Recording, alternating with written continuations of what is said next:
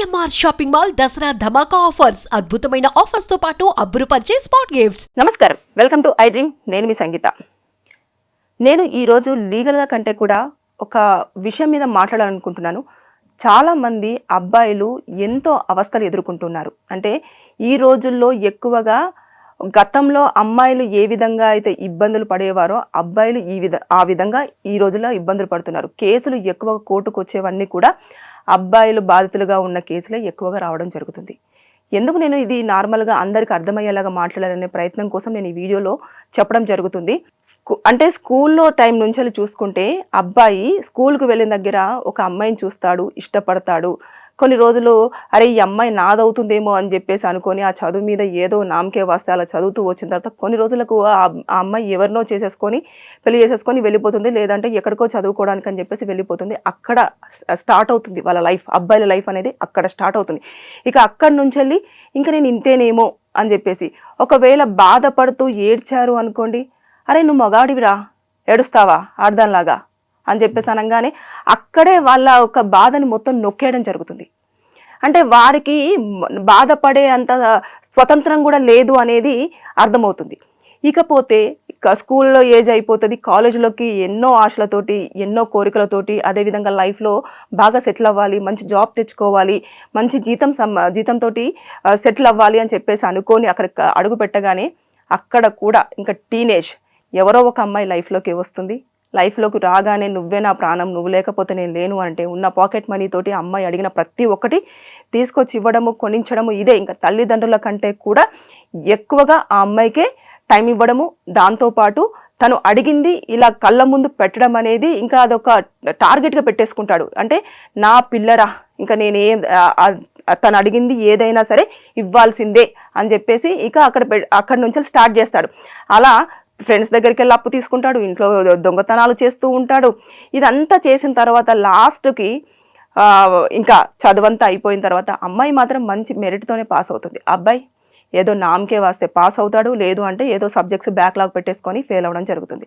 దాంతో నువ్వు నాకు సెట్ అవ్వవు నా లైఫ్లోకి, అసలు నువ్వు ఇప్పటివరకు అన్ని బ్యాక్లాగ్స్ పెట్టుకున్నావు, అమ్మో నువ్వు ఈ పర్సెంటేజ్తో పాస్ అయితే నీకు ఎక్కడ మంచి ఉద్యోగం వస్తుంది అని చెప్పేసి అమ్మాయి అతన్ని వదిలేసి చాలా ఈజీగా వెళ్ళిపోతుంది. ఇక అక్కడితో అతని లైఫ్ అంతా కూడా వెనక్కి వెళ్తుంది. ఎలా అంటే మందుకి బానిస అవుతాడు, దాంతోపాటు సిగరెటు, ఇకపోతే రోడ్ల మీద పిచ్చోల్లాగా తిరుగుతూ ఉంటాడు, ఒంటరిగా తిరుగుతూ ఉంటాడు. ఇలాంటివన్నీ అంటే తన బాధను షేర్ చేసుకుంటే అరే ఏంద్రా నువ్వెందుకు షేర్ చేసుకుంటున్నావు, ఏముంది అది కాకపోతే ఇంకొకటి అంటారు. అంటే ఎప్పుడైనా సరే అబ్బాయికి బాధను షేర్ చేసుకోవడానికి ఒక సరైన ప్లాట్ఫామ్ అనేది లేదు, ఉండదు కూడా నేను అనుకుంటున్నాను. ఎందుకంటే ఎవరైనా బాధ షేర్ చేసుకుంటుంటే నువ్వు మగవాడివి ఈ ఒక్క ట్యాగ్ వేయడం వల్ల వాడు బాధ చెప్పుకోవాలంటే తెగ భయపడిపోతాడు. అబ్బా నేను బాధ చెప్పుకుంటే నన్ను హేళన చేస్తారేమో, నన్ను చాలా చిన్న చూపు చూస్తారేమో అని చెప్పేసి ఇలా సరే అని చెప్పేసి కొంతమంది ఏదైతే కాలేజ్ ఏజ్ అయిపోయిన తర్వాత ఆ అమ్మాయి లైఫ్లో నుంచి వెళ్ళిపోయిన తర్వాత కొంతమంది సూసైడ్లు అటెంప్ట్ చేసి ప్రాణాలు వదిలేస్తుంటే తల్లిదండ్రుల కోసం అని చెప్పేసి కొంతమంది అడ్జస్ట్ అయి పెళ్లిళ్ళు చేసుకుంటే ఇప్పుడు తన లైఫ్లోకి వచ్చిన అమ్మాయి ఏం చేస్తుంది, 498A DVC మెయింటెనెన్స్ కేసులు పెట్టేసి ఇక కోర్టుల చుట్టూ తిప్పుతూనే ఉంటుంది. అండ్ ఇంకా తిప్పుతూ ఉంటే వాళ్ళకి ఏం చేయాలో అర్థం కాదు. అరచి అమ్మ జీవితం ఏంట్రా, పుట్టిన దగ్గర నుంచి ఇప్పటి వరకు సాక్రిఫైజెస్ తర్వాత కష్టాలు అర్థం చేసుకోవడం, ఇది తప్పించి నా జీవితంలో ఒక సంతోషం ఉండదా అని చెప్పేసి అంటే ఇంటికి రాగానే భార్య కూడా ఏం చేస్తుంది, నువ్వు ఒక వేస్ట్ ఫెలోవి, పక్కన వాళ్ళు చూడు ఎంత సంపాదిస్తున్నారు, వాళ్ళకు ఇల్లు ఉంది, కారు ఉంది, నువ్వు అసలు వేస్ట్ అని చెప్పేసి చెప్పడంతో బయట ఎన్నో స్ట్రగుల్స్ తోటి ఎంతో ఇబ్బందితోటి వచ్చిన భర్తకి ఇలా చెప్పడం వల్ల భార్యల పట్ల వారికి ఉండే రెస్పెక్ట్ అనేది పోతూ ఉంటుంది. ఎందుకు అనంటే వాళ్ళు కష్టపడేదే భార్య కోసం, పిల్లల కోసం, సొసైటీలో వారికంటూ ఒక ప్రత్యేక స్థానం తెచ్చుకోవడం కోసం చాలా కష్టపడతారు, ఎన్నో స్ట్రగుల్స్ని ఎదుర్కొంటూ ఉంటారు. దాన్ని అర్థం చేసుకోకుండా భార్య అనే మాటల వల్ల వారు ఇంకా దిగజారిపోతూ ఉంటారు.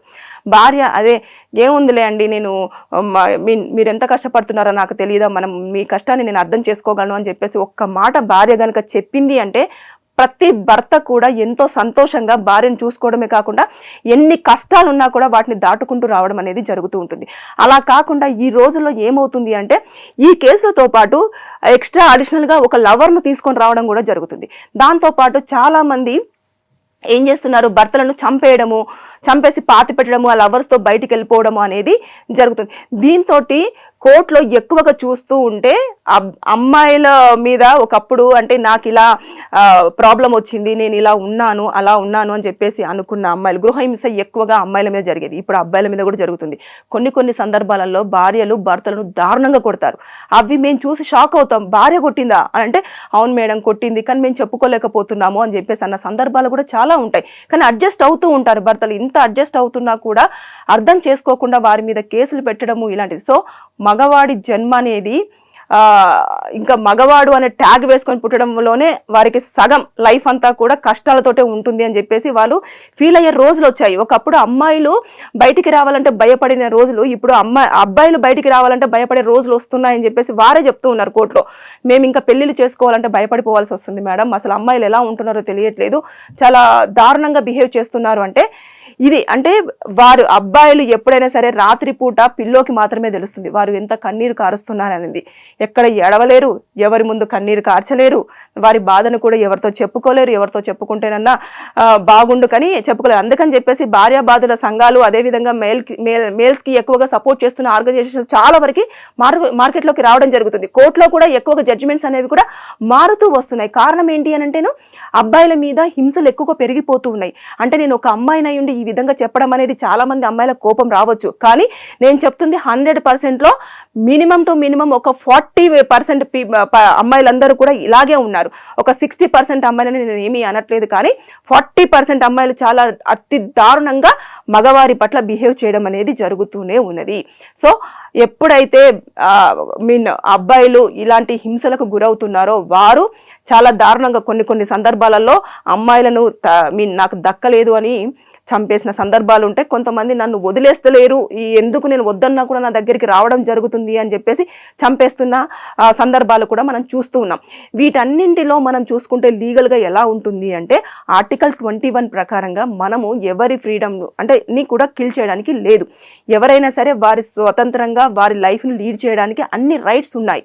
కాబట్టి వాక్చాతుర్యం ఉంది, లివింగ్ లైఫ్ ఉంది, ఇవన్నీ కూడా ప్రతిదీ మనకు ఫ్రీడమ్ కిందనే రావడం జరుగుతుంది. వారందరూ కూడా వారికి నచ్చిన జీవన విధానాన్ని గడపడానికి అన్ని అవకాశాలు ఉన్నాయి.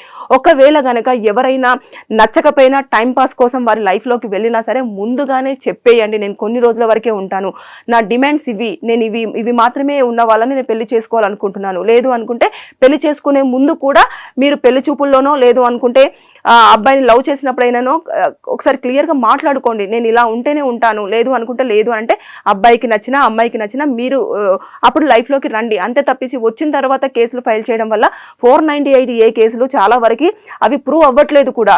కోర్టు టైమింగ్స్ అన్ని కూడా చాలా వేస్ట్ అవుతున్నాయి. పోలీసులకు చాలా స్ట్రిక్ట్గా కూడా వార్నింగ్ ఇవ్వడం జరిగింది. డైరెక్ట్ సుప్రీంకోర్టే ఇచ్చారు. ఏమని అంటే చాలా వరకు 498 కేసులు అనేవి మిస్లీడింగ్ అవడం జరుగుతుంది. అసలు లేని కేసులన్నింటినీ కూడా మీరు పెట్టడం జరుగుతుంది. ఊరికేనే FIRలు అవుతున్నాయి. మీరు దయచేసి అక్కడే పూర్తిగా ఇన్ఫర్మేషన్ తీసుకొని అది కన్ఫర్మా కాదని తెలుసుకున్న తర్వాతనే కేసులు ఫైల్ చేయండి అని చెప్పేసి పోలీసులకు చెప్పడం జరిగింది. సో ఇవన్నీ జరుగుతున్న నేపథ్యంలో నేనైతే అబ్బాయిలకి సపోర్ట్ చేస్తున్నానని కాదు, వారి బాధను నేను ఈ వీడియోలో చెప్పాలనుకున్నాను. ఎందుకంటే నా దగ్గరనే ఉన్న కేసులలో మోర్ దెన్ అంటే అమ్మాయిల కంటే కూడా అబ్బాయిల కేసులు ఎక్కువగా ఉన్నాయి. వారు అవస్థలు ఎదుర్కొంటున్నారు. ఒక లేడీ అయితే మొన్న రీసెంట్గా వాళ్ళ భర్తను వేడి మీన్ అట్లా కాడ ఉంటుంది కదండి, చాలా వరకు అంటారు సరాతం అని తెలంగాణలో అంటారు, దాన్ని తీసేసి మొత్తం పెట్టేస్తే మొత్తం కాలిపోయి చర్మం అంతా ఊసొచ్చేసింది. అది చూపించేసి ఒకటే ఏడుపు, మేడం ప్లీజ్ నేను ఏడుస్తున్నానని మీరు తప్పుగా అనుకోకూడదు అంటే నేను ఇది చూసిన తర్వాతనే నేను మీకు అబ్బాయిల గురించి చెప్పాలనుకున్నాను, ఈ వీడియోలో చెప్తున్నాను. దయచేసి ఎవరైనా సరే అబ్బాయిలను హింసించకండి. అదేవిధంగా పెళ్లి చేసుకున్న భార్యలు కూడా భర్త ఇంటికి రాగానే కొంచెం ప్రేమతో పలకరించే ప్రయత్నం చేయండి. అప్పుడు రిలేషన్షిప్స్ అనేవి చాలా జాగ్రత్తగా ఉంటాయి. లేదు అనుకుంటే కోర్టులో చుట్టూ తిరిగితే time waste, mental tension, depression ఇలాంటివన్నీ ఉండడంతో పాటు టైం వేస్ట్ అవుతుందని కొంతమంది వెయిట్ చేయకుండా ఇంకా ఇది అసలు కేసు తెగదు అని చెప్పేసి చచ్చిపోయిన వాళ్ళు కూడా ఉన్నారు. మనుషులు పోయిన తర్వాత మనం బాధపడినంత మాత్రం వాళ్ళు తిరిగైతే రారు. సో దయచేసి ఎవరైనా సరే తప్పు చేసే ముందు ఒక క్షణం ఆలోచించండి. ఒకరిని మాట అనే ముందు కూడా ఆలోచించే ప్రయత్నం చేయండి. మీకు కనుక ఏదైనా లీగల్గా డౌట్స్ ఉన్నా లేదు అనుకుంటే ఏదైనా ప్రాబ్లం ఉన్నా సరే ఈ వీడియో కింద కామెంట్ రూపంలో తెలియజేయండి. నేను దానిపైన వీడియో చేసి మీకు పూర్తిగా ఇన్ఫర్మేషన్ ఇవ్వడానికి ట్రై చేస్తాను. Thank you. నిజంగా ప్రస్తుతం ఉన్నటువంటి సమాజం దేనికి ప్రయారిటీ ఇస్తుంది?